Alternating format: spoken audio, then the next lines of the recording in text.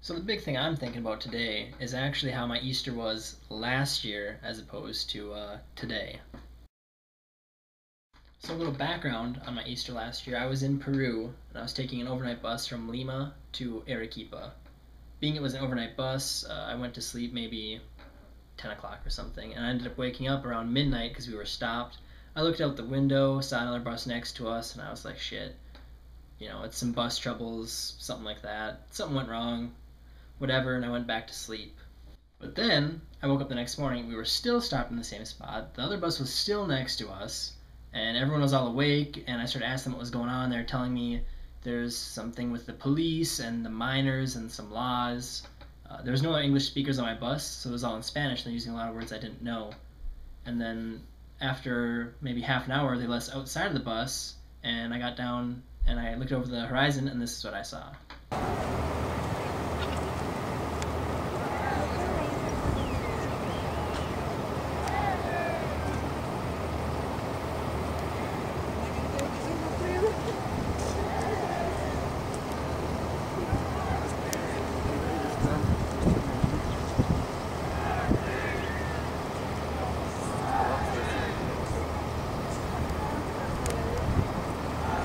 So we have what apparently are the miners blocking off the road, protesting, and there's a line of police, and there's also some more miners up on the hill above. What I found out later is that they're protesting some new laws that were restricting the small mining groups because they're using a lot of mercury, which is, of course, polluting the rivers. But after so long, the police tried to disperse the crowd using some tear gas, and that really didn't work. I'm not sure where it started. Either it was the miners throwing rocks or the police shooting. But violence did break out, as you'll see here.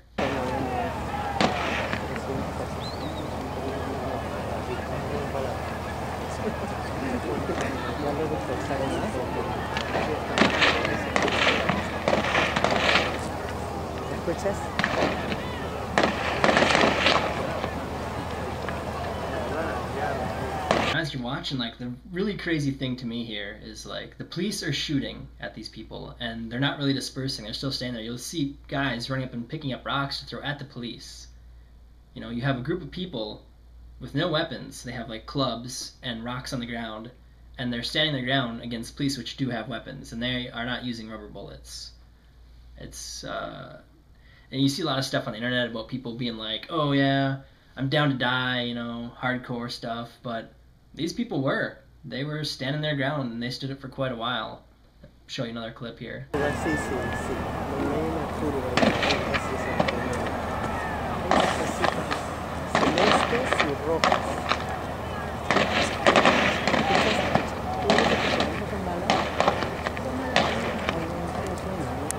So eventually the police did disperse the miners, and in defense of the police, like, they pushed the miners back, they kind of dispersed, and we started trying to get some of the buses through. When we were coming through, they started throwing rocks at us, and they were using slings, so the rocks actually had enough force to break through the safety glass on some of the buses.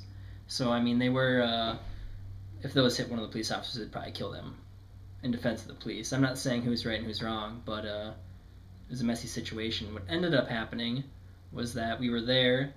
That was Sunday morning. All Sunday, I just stayed in the bus. I traveled with like a 2-liter water and some snacks, so I just like stayed in the bus, and we ended up staying in that town that whole day because the miners fell back to the town center, and they set up their protesting in there. And then the following day, Monday, I actually left the bus a little bit. I didn't really record. I didn't want to have a camera out or anything. And I actually found a group of people on the street curb who had a bottle of rum and some Coke, and they're drinking. So I ended up stopping and having some drinks with them. There was people from all over, Chile, Argentina, England, Australia. And it felt kind of weird getting drunk after, I think it was, the number varies, but it was like 6 people died the day before in the encounter with the police. And it felt weird getting drunk while these same people were just a couple blocks away. But kind of like the lady from Australia said, the miners are blocking off this road as part of their protest, which we were basically their hostages. And she was like, we're just trying to make the best of the situation. So I just kind of went with that, and we ended up drinking like all afternoon. towards the evening there was talk that we might get to go through because they're going to release some of the miners from jail and open the road for a little while, and we were close to the front. And what ended up happening, I think it was about 10 o'clock that night, they did open it for 2 hours, letting traffic go through and release for like 20 to 30 of the miners being released from jail. And after that point, they closed the road again. But we managed to get through in that time. So I'll put a link in the description to the Human Rights Watch website. They had an article on it a year ago. You can read that if you want to. But what are your comments? What are your thoughts on this? On, I guess, violence, protests in general, how it differs from things that you might have seen in your life, or how it compares? Anyway, stay tuned. Hope to see you guys again soon.